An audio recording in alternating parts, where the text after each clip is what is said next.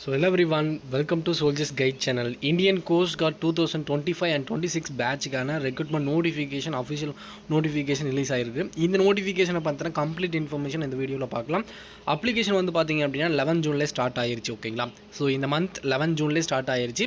அப்ளிகேஷனோட end date அப்படின்னு பார்த்தீங்க அப்படின்னா 25th ஜூன் வரையும் நம்ம ஆன்லைனில் அப்ளை பண்ணிக்க முடியும். ஸோ இந்த ரெக்ரூட்மெண்ட்டில் 2 பேட்சுக்கு வந்து சேர்ந்து கண்டக்ட் பண்ணுறாங்க. ஓகேங்களா? அதாவது வந்து 2025 பேட்ச் 26 பேட்ச்லேயே வந்து பேட்ச் 1 பேட்ச் 2 அப்படின்ட்டு 2 பேட்சுமே வந்து கண்டக்ட் பண்ணுறாங்க. ஸோ இது 2 பேட்சுக்குமே ஒரே அப்ளிகேஷன் தான், ஒரே எக்ஸாம் தான். பட் அந்த ஸ்டேஜ் 2ல் நடக்கிறது மட்டும் தனித்தனியாக நடக்கும். ஸ்டேஜ் 1ல் அதாவது பேட்ச் 1ல் செலக்ட் ஆகிறவங்க அதுக்கு போயிடுவாங்க. பேட்ச் 2க்குன்னு வந்து தனியாக வந்து இதுக்கப்புறம் நோட்டிஃபிகேஷன் வராது. ஒரு வருஷத்துக்கு 2 நோட்டிஃபிகேஷன் வரும்.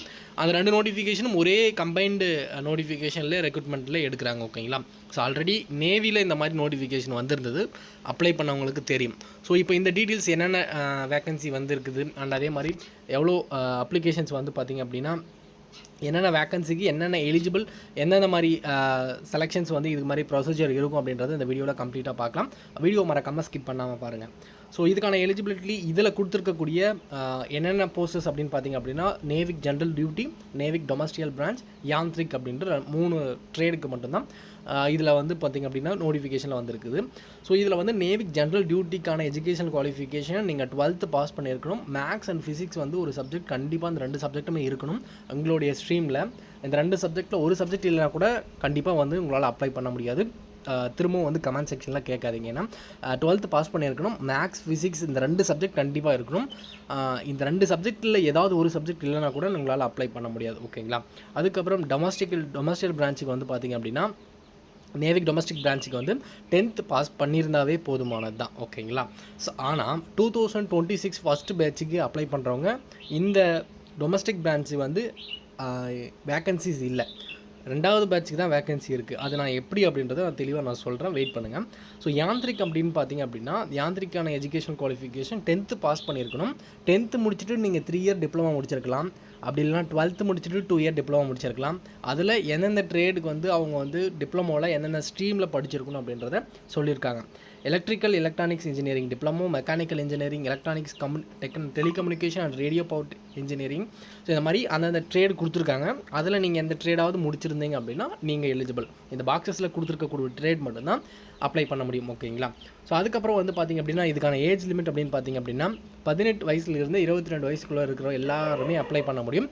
ஸோ இதில் வந்து பார்த்திங்க அப்படின்னா இதில் நேவிக் ஜிடி வந்து பார்த்திங்க அப்படின்னா first batch and second batch இந்த 2 பேட்சுக்குமே 1 ஆகஸ்ட் 2004 1 ஆகஸ்ட் 2008 பிறந்திருக்கிறவங்க ஜென்ரல் கேட்டகரி அப்ளை பண்ண முடியும்.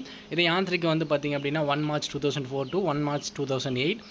நேவிக் டிபிக்கு வந்து பார்த்திங்க அப்படின்னா 2026 பேட்ச் செகண்ட் பேட்சுக்கு மட்டும்தான் இதுக்கு வேகன்சிஸ் வந்திருக்கு. அப்ளை பண்ணும்போது நீங்கள் இப்போ அப்ளை பண்ணால் மட்டும்தான். இதுக்கப்புறம் அப்ளை பண்ணுறதுக்கு நோட்டிஃபிகேஷன் வருமா அப்படின்னு கேட்டிங்கன்னா வராது. இந்த நோட்டிஃபிகேஷனில் நீங்கள் அப்ளை பண்ணும் போதே நீங்கள் அப்ளை பண்ணாதான். ஸோ இது டிபிக்கு வந்து 1 ஆகஸ்ட் 2004 to 1 ஆகஸ்ட் 2008 இது ஜென்ரல் கேட்டகரிக்கு. எஸ்சிஎஸ்டியாக இருந்தீங்க அப்படின்னா 5 இயர்ஸ் ரிலாக்ஸேஷன் கொடுப்பாங்க. அண்ட் 3 இயர்ஸ் வந்து பார்த்திங்க அப்படின்னா ஓபிசிக்கு வந்து கொடுக்குறாங்க. ஓகேங்களா? ஸோ இதுக்கான வேகன்சிஸ் ஃபஸ்ட் பேட்ச் ஓகேங்களா சிஜிஇபிடி 2026 பேட்சுக்கான வேகன்சிஸ் அப்படின்னு பார்த்தீங்க அப்படின்னா 260 வேகன்சிஸ் வந்து பார்த்திங்க அப்படின்னா ஜென்ரல் டியூட்டி நேவிக் ஜென்ரல் டியூட்டிக்கு வந்திருக்கு. ஸோ அதே மாதிரி வந்து நேவிக் யாந்த்ரிக் மெக்கானிக்கலுக்கு வந்து பார்த்திங்க அப்படின்னா டோட்டலாக வந்து 30 வேகன்சிஸ், யாந்த்ரிக் எலக்ட்ரிக்கலுக்கு வந்து 11 வேகன்சிஸ், எலக்ட்ரானிக்ஸ் வந்து 19 வேகன்சிஸ். அதே மாதிரி இது சிஜிபிடி 2026 செகண்ட் பேட்சில் வந்து பார்த்திங்க அப்படின்னா ஜிடி அண்ட் டிபி இந்த 2 பேட்சுக்கு மட்டும் தான் வேகன்சிஸ் வந்திருக்குது. ஓகேங்களா? ஸோ இதுக்கு வந்து டோட்டலாக 260 வேகன்சிஸ் ஜென்ரல் டியூட்டிக்கும் அண்ட் டொமஸ்டிக் பிரான்ச்சுக்கு வந்து ஒரு 50 வேகன்சிஸும் இருக்குது. ஓகேங்களா? ஸோ இந்த 2 இயருக்கான 2 நோட்டிஃபிகேஷனுமே ஒரே நோட்டிஃபிகேஷனில் தான் வந்திருக்குது. அண்ட் ஒரே அப்ளிகேஷனில் தான் நீங்கள் அப்ளை பண்ணும்போது அப்ளை பண்ணணும். ஓகேங்களா? ஸோ இதுக்கப்புறம் நோட்டிஃபிகேஷன் வராது. ஓகேங்களா? இப்போது புரிஞ்சிருக்கும்னு நினைக்கிறேன். டவுட் இருந்தால் மறக்காமல் கமெண்ட் செக்ஷனில் கேளுங்க. இதில் வந்து நீங்கள் எந்த ஜோனுக்குள்ளே வருவீங்க அப்படின்றத பார்க்கலாம். சவுத் ஜோன் அப்படின்னு பார்த்தீங்க அப்படின்னா ஆந்திரா, தெலுங்கானா, அந்தமான் நிக்கோபார் ஐஸ்லாண்ட்ஸ், தமிழ்நாடு, பாண்டிச்சேரி, கேரளா, கர்நாடகா, லட்சத்தீப் இவங்க எல்லாமே சவுத் ஜோன். இந்த சவுத் ஜோனுக்கான காம்படிஷன் சவுத் ஜோனுக்கான கட் ஆஃப் இந்த இது ரேஞ்சு தான் இருக்கும். ஓகேங்களா? ஸோ யாந்த்ரிக் மட்டும் வந்து all India vacancies all India cut off இருக்கும். ஓகேங்களா? ஸோ புரிஞ்சிருக்கும்னு நினைக்கிறேன். செலெக்ஷன் ப்ராசஸை பொறுத்த வரையும் வந்து ஃபஸ்ட்டு உங்களுக்கு வந்து ரிட்டன் எக்ஸாம் இருக்கும் சிபிடி மோடில். அந்த ரிட்டன் எக்ஸாம் வந்து 2 பேட்சுக்கும் சேர்ந்து ஒரே எக்ஸாம் தான் இருக்கும். ஓகேங்களா? பேட்ச் 2 அடுத்து வந்து பார்த்திங்க அப்படின்னா உங்களுக்கு ஃபேஸ் 2 வந்து பார்த்திங்க அப்படின்னா உங்களுக்கு வந்து டாக்குமெண்ட் வெரிஃபிகேஷன், ஃபிசிக்கல் டெஸ்ட் இந்த மாதிரிலாம் வந்து கண்டக்ட் பண்ணுவாங்க. ஓகேங்களா. ஸ்டேஜ் 1ல் இதில் மாதிரி தெளிவாக கொடுத்துருக்காங்க. கம்ப்யூட்டர் பேஸ்ட் எக்ஸாமினேஷன் அப்படின்றத கொடுத்துருக்காங்க. ஸோ நீங்கள் போகும்போது உங்களோட pan card, Aadhaar, ID proof ஏதாவது எடுத்துகிட்டு போகணும். உங்களுடைய அட்மிட் கார்டோடு அப்படின்றத சொல்லியிருக்காங்க. அண்ட் அதுக்கப்புறம் வந்து பார்த்திங்க அப்படின்னா உங்களுக்கு நேவிக் டிபி அண்ட் ஜிடி இதுக்கான எக்ஸாம் பேட்டர்ன், அதோடைய syllabus, written exam, pass mark இது எல்லாமே கொடுத்துருக்காங்க. ஜிடிக்கு வந்து பார்த்திங்க அப்படின்னா செக்ஷன் 1 அண்ட் செக்ஷன் 2 2 இருக்கும். செக்ஷன் 1ல் வந்து உங்களுக்கு 30 மார்க் எடுத்து பாஸ் பண்ணணும். செக்ஷன் 2ல் 20 மார்க், டோட்டலாக 50 மார்க் வந்து யூஆர், இடபிள்யூஎஸ், ஓபிசிக்கு வந்து பாஸ் பண்ணணும். பாசிங் மார்க் வந்து 50. அண்ட் அதே மாதிரி வந்து பார்த்திங்க அப்படின்னா உங்களுக்கு எஸ்சிஎஸ்டி எடுத்திங்க அப்படின்னா 44 மார்க் எடுத்தாவே நீங்கள் பாஸ் பண்ணிக்கலாம். டிபிக்கு வந்து செக்ஷன் 1 மட்டும்தான் எக்ஸாம். ஓகேங்களா. அதில் வந்து 30 மார்க் ஓபிசி எடுத்திங்க அப்படின்னா பாஸ் பண்ணிடலாம். 27 வந்து எஸ்சிஎஸ்டி எடுக்கணும். ஓகேங்களா. ஸோ இதில் தெளிவாக கொடுத்துருப்பாங்க. எலக்ட்ரானிக்ஸ், யாந்திரிக், மெக்கானிக்கல் இந்த மாதிரி எத்தனை செக்ஷன்ஸ் எக்ஸாம்ஸ் இருக்கும் அப்படின்றதையும், அதில் எவ்வளோட பாசிங் மார்க் அப்படின்றதையும் கொடுத்துருப்பாங்க. நீங்கள் தெளிவாக பார்த்துக்கலாம். ஓகேங்களா. ஸோ செக்ஷன் 1ல் மேக்ஸிமம் மார்க் வந்து 60 மார்க், 60 கொஷின், 60 மார்க்கு.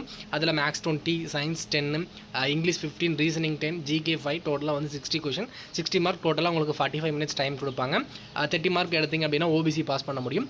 அண்ட் இதே கிளாஸ் 10th பாஸ் பண்ணியிருக்கிறவங்க டிபிக்கு மட்டும் செக்ஷன் 1, ஜிடிக்கு வந்து செக்ஷன் 1ம் பாஸ் பண்ணணும், செக்ஷன் 2வும் பாஸ் பண்ணணும். ஓகேங்களா. செக்ஷன் 2ல் வந்து பார்த்திங்க அப்படின்னா மேக்ஸ், ஃபிசிக்ஸ் 2 சப்ஜெக்ட் மட்டும் தான் இருக்கும். அதில் மேக்ஸ் 25, ஃபிசிக்ஸ் 25, டோட்டலாக 50 கொஷின், 50 மார்க் இருக்கும்.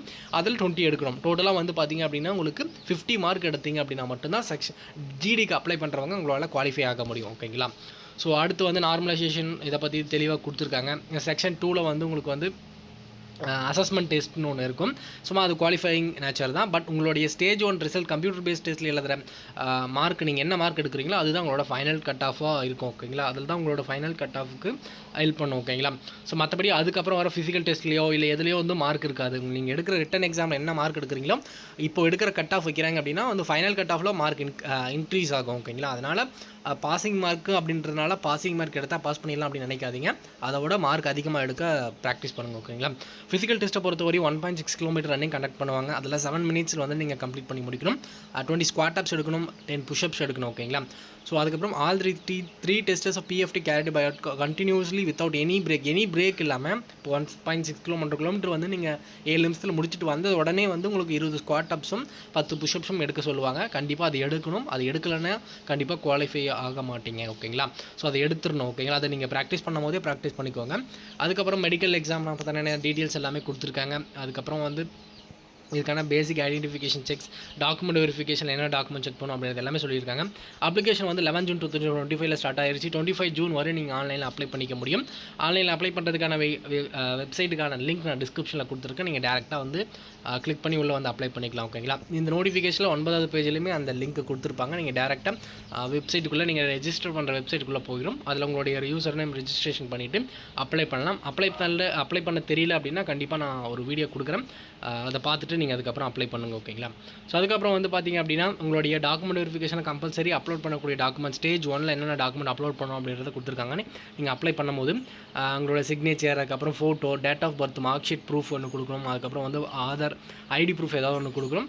அதுக்கப்புறம் வந்து பார்த்திங்க அப்படின்னா சர்வீஸில் இருந்தீங்க அப்படின்னா என்ஓசி கொடுக்கணும். அண்ட் அதே மாதிரி இந்த மாதிரி டாக்குமெண்ட்ஸ் எல்லாமே சொல்லியிருப்பாங்க. அதை பற்றி நீங்கள் அப்ளை பண்ணிக்கலாம். 10th மார்க் ஷீட் அண்ட் அதே மாதிரி வந்து பார்த்திங்க அப்படின்னா 12th ட்ரேடுக்கு அப்ளை பண்ணுறவங்க 12th மார்க் ஷீட் கண்டிப்பாக வேணும். யாந்திரிக்கு அப்ளை பண்ணுறவங்க 12th or 10th அண்ட் அதுக்கப்புறம் வந்து டிப்ளமோ மார்க் ஷீட் வேணும். இதெல்லாமே இந்த டீட்டெயில்ஸ் எல்லாமே வந்து கம்பல்சரி இந்த எக்ஸாம்ஸ் இந்த நோட்டிஃபிகேஷனில் கொடுத்துருப்பாங்க. ஓகேங்களா. ஸோ இதோடைய செலெக்ஷன் ப்ராசஸ் எந்தெந்த மந்த்துக்கு வந்து நடக்கும் அப்படின்றத தெளிவாக அதில் கொடுத்துருக்காங்க இந்த ஷெடியூல். ஓகேங்களா. 2026 ஃபஸ்ட் பேட்சுக்கு வந்து பார்த்திங்க அப்படின்னா செப்டம்பர் 2025 மிட் ஆர் எண்டில் வந்து கண்டக்ட் பண்ணுவாங்க எக்ஸாம் அப்படின்றத சொல்லியிருக்காங்க. இந்த 2 பேட்சுக்கும் ஒரே எக்ஸாம் தான். ஓகேங்களா. நீங்கள் 2 பேட்சுக்குமே வந்து நீங்கள் அப்ளை பண்ணலாம். இந்த 2 பேட்சுக்கு சேர்ந்து ஒரே எக்ஸாம் தான். ஸ்டேஜ் 2 மட்டும் வந்து பார்த்தீங்க அப்படின்னா டிஃப்ரெண்ட் டேஸில் நடக்கும். ஓகேங்களா. நீங்கள் எக்ஸாம் எழுதுறது வந்து ஒரே டேட்டில் ஒரே இதில் எழுதிடுவீங்க. ஓகேங்களா. ஸ்டேஜ் 2 வந்து நவம்பர் 2025 நடக்கும். அண்ட் ஸ்டேஜ் 3 வந்து February 26 ஃபஸ்ட் பேட்சுக்கு நடக்கும். செகண்ட் பேட்சுக்கு வந்து February 26 second batch. And third stage வந்து July 26 நடக்கும் அப்படின்றத தெளிவாக கொடுத்துருக்காங்க. இவங்க கொடுத்துருக்கக்கூடிய இந்த மந்தில் தான் கண்டிப்பாக வந்து எக்ஸாம்ஸ் கண்டிப்பாக வரும். இதை தள்ளி போகிறதுக்கு சான்சஸ் இல்லை. அதனால் இந்த எக்ஸாம்ஸுக்கு வந்து நீங்கள் ப்ரிப்பேர் பண்ணுறீங்க அப்படின்னா செப்டம்பருக்கு இன்னும் வந்து பார்த்திங்க அப்படின்னா 2 மந்த் தான் இருக்குது. அதனால் நீங்கள் நல்லா ப்ரிப்பேர் பண்ண ஸ்டார்ட் பண்ணுங்கள். ஓகேங்களா? ஸோ நல்லா ப்ரிப்பேர் பண்ணுங்கள். கண்டிப்பாக கட் ஆஃப் வந்து பார்த்திங்க அப்படின்னா ஒரு நார்மலான கட் ஆஃப்ன்றதை விட ஹையான கட் ஆஃப் வராது. பட் நீங்கள் வந்து அந்த பாசிங் மார்க்கை தாண்டி மார்க் எடுத்தீங்கன்னா மட்டும்தான் வந்து உங்களால் குவாலிஃபை ஆக முடியும். ஓகேங்களா? அதனால் பாசிங் மார்க் கொடுத்துருக்காங்க, நான் ஜிடிக்கு அப்ளை பண்ணியிருக்கேன் 50 மார்க் பாசிங் மார்க், நான் எனக்கு 50 எடுத்தால் பாஸ் பண்ணிடுவேன் அப்படின்னு கேட்டிங்கன்னா கண்டிப்பாக அப்படி இருந்தால் பாஸ் பண்ண முடியாது. நீங்கள் ஒரு 60க்கு மேலே டார்கெட், 70 கிட்ட நீங்கள் எடுக்கிற டார்கெட் 80 90 எல்லாமே கட் ஆஃப் போக சான்சஸ் இருக்குது. ஓகேங்களா? டோட்டலாக வந்து 110 கொஷின்ஸ் 110 மார்க் நீங்கள் எழுதுவீங்க. அதனால் வந்து உங்களுடைய ரிட்டன் எக்ஸாமில் என்ன மார்க் எடுக்கிறீங்களோ அது உங்களோட ஃபைனல் கட் ஆஃபும் வந்து டிசைட் பண்ணும். ஓகேங்களா? வேறு எந்த டவுட் இருந்தாலும் மறக்காமல் கமெண்ட் செக்ஷனில் கேளுங்க. இந்த அஃபிஷியல் நோட்டிஃபிகேஷனுக்கான பிடிஎஃப் நான் டெலிகிராம் சேனல் அப்டேட் பண்ணியிருக்கேன். டெலிகிராம் சேனலில் ஜாயின் பண்ணாமல் இருந்தீங்க அப்படின்னா மறக்காமல் லிங்க் டிஸ்கிரிப்ஷனில் இருக்குது, மறக்காமல் ஜாயின் பண்ணிக்கோங்க. இந்த வீடியோ மறக்காமல் உங்களோட ஃப்ரெண்ட் யாராவது ரிஃபரன்ஸ் ட்ரை பண்ணியிருந்தாங்க அப்படின்னா மறக்காமல் அவங்களுக்கு ஷேர் பண்ணி விடுங்க. நீங்கள் நம்ம சேனலில் புதுசாக பார்த்துட்டு இருந்தீங்க அப்படின்னா மறக்காமல் ஃபாலோ பண்ணுங்கள். தேங்க்ஸ். ஜெய் ஹிந்த்.